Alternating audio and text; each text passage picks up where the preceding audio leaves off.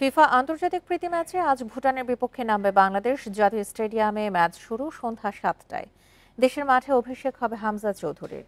দলের শক্তিমত্তা ও মানসিকতায় ভুটানকে হারাতে আত্মবিশ্বাসী জামাল ভুঁইয়া। আর এশিয়ান কাপ বাছাইয়ের প্রস্তুতি ও কম্বিনেশন ঠিক করতে নিতে চান কোচ কাবরেরা।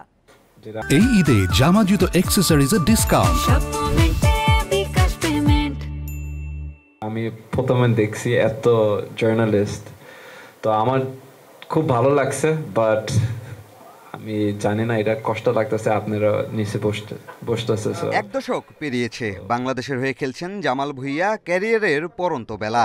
বাংলাদেশ ভুটান ম্যাচের সংবাদ সম্মেলনের মতো অভিজ্ঞতা আগে হয়নি। ফ্লাডলাইটের আলোয় ঝলমলে জাতীয় স্টেডিয়াম, তার চেয়েও বেশি আলোকিত হামজা চৌধুরী, যিনি কিনা ঘরের মাঠে ভক্তদের সামনে অভিষেকের অপেক্ষায় আছেন।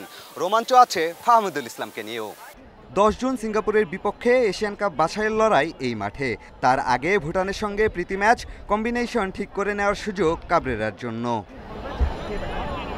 ইংল্যান্ড থেকে ফিরে 2 দিন অনুশীলন করেছেন হামজা চৌধুরী। ভুটান ম্যাচে তাকে খেলানোর নিশ্চয়তা দিয়েছেন কাবরেরা। ফাহমিদুলকে কতক্ষণ খেলাবেন তার সিদ্ধান্ত হবে শেষ মুহূর্তে। প্রস্তুতির পাশাপাশি জয়ের লক্ষ্য বেঙ্গল টাইগার্সের।